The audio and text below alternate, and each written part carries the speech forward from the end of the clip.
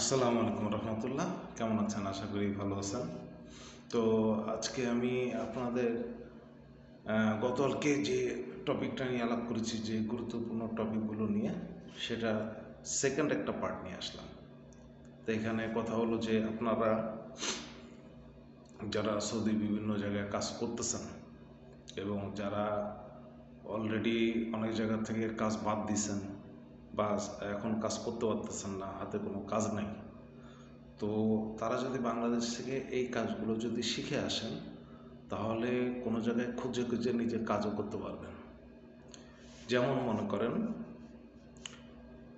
আপনি একজন ভালো পেইন্টার, আপনার রঙের কাজ জানেন, আপনি বিল্ডিংয়ের রঙের কাজ জানেন এবং অন্যান্য দরজা জানলা এগুলো আপনার রং করতে জানেন, তাহলে আপনি যে যে ছোটা কাজগুলো আছে এই কাজগুলো আপনি করতে পারবেন। আর তার জন্য আপনার আরও একটা কাজ, জরুরি কাজ করতে হবে, সেটা হচ্ছে আশেপাশে যারা সৌদি আছে তাদের সাথে আস্তে আস্তে ভালো একটা রিলেশন করতে হবে, যাতে আপনি পরবর্তীতে কাজগুলো পান এবং তাদেরকে জানায় রাখলেন, হ্যাঁ যদি তোমার কোনো কাজ লাগে আমাকে বলতে পারো। হ্যাঁ, একবারে সবাই সাথে না, আপনি যার সাথে একটু ভালো রিলেশন, তার সাথে কথা বললেন, জানায় রাখলেন যে হ্যাঁ আমি এই কাজ জানি, তো এই কাজ তার নলেজ একটু দিয়ে রাখলেন। তাতে হবে কি, আপনার পরবর্তীতে কোনো কাজ যদি থাকে তাহলে আপনাকে তলব দেবে বা আপনাকে ডেকে নিয়ে যাবে। জিপসাম বোর্ডের কাজ, জিপসাম বোর্ডের কাজ যদি আপনার থাকেন, একটা হলো জিপসাম ডাইরেক্ট বোর্ড, আর একটা হলো জিপসামটা তৈরি করতে হয়। এই কাজগুলো যদি আপনার জানেন, তাহলে কোনো কোনো কনস্ট্রাকশন সাইডে বা কোথাও যদি কেউ প্রয়োজন মনে করে যে না এই লোকটা দরকার, তখন আপনাকে ডেকে নিয়ে যাবে এবং ডেকে নিয়ে গেলে আপনি সে কাজটা করতে পারবেন।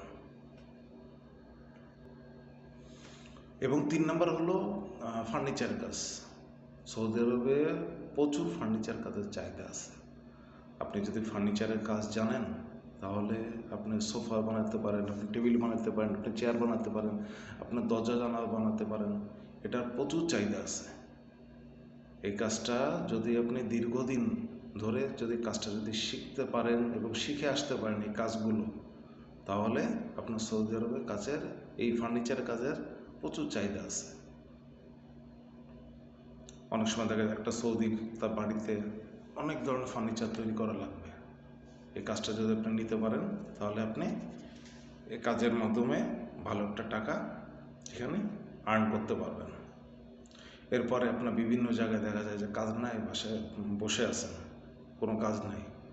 অত দেখা গেলো যে হঠাৎ করে যদি সৌদিদের সাথে, অনেকের সাথে যদি রিলেশন থাকে, সৌদিদের সাথে, ইয়েমেনির সাথে, মাসরিদের সাথে যদি আপনার রিলেশন থাকে, তাহলে এদের মাধ্যমে লোডিং আনলোডিংয়ের অনেক কাজ করে আপনি, অনেক সময় দেখা যায় যে আপনার কাজ নিয়ে বসে আছেন, একদিনে তো বসে থাকার থেকে আপনার 50 রিয়াল বা 70 রিয়াল, 80 রিয়াল, 100 রিয়াল, 150 রিয়াল এরকম আপনি ইনকাম করলেন।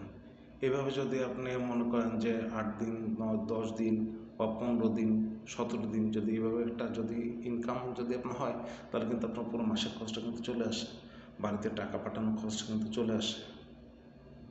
ঠিক আছে?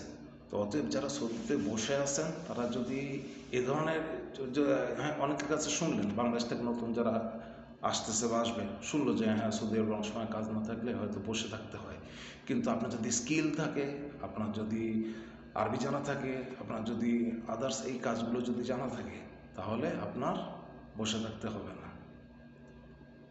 সৌদি আরবে এসে বসে থাকতে হবে না, আপনি এসে এই বিভিন্ন কাজগুলোর মাধ্যমে জীবিকা অর্জন করতে পারবেন, বাড়িতে টাকা পাঠাতে পারবেন। ঠিক আছে? এই অনেকে বলে যে সৌদি আরবে কাজ নেই, আসলে যারা বলে তারা হয়তো কাজ জানেই না বা কাজের ধারে কাজ দিয়েও যায় না। এই জন্য বলতেছি, যদি আপনার স্কিল থাকে, যদি আপনি জানেন যে কী কাজ করতে হবে, কীভাবে করতে হবে, কোন ওয়ে দিয়ে আপনি যাবেন, কোন ওয়ে দিয়ে গেলে আপনি ঠিকমতো কাজগুলো করতে পারবেন, এভাবে যদি যান, তাহলে কাজগুলো আপনি করে আপনার টার্গেট আপনি অর্জন করতে পারবেন। তো ধন্যবাদ সবাইকে। আবার ইনশাল্লাহ তৃতীয় একটা পার্ট নিয়ে আসবো ইনশাল্লাহ। আর তারপরেও যদি আপনারা যদি কোনো কিছু জানা থাকে, কমেন্ট সেকশনে লিখবেন, আমি উত্তর দেবো। আসসালামু আলাইকুম।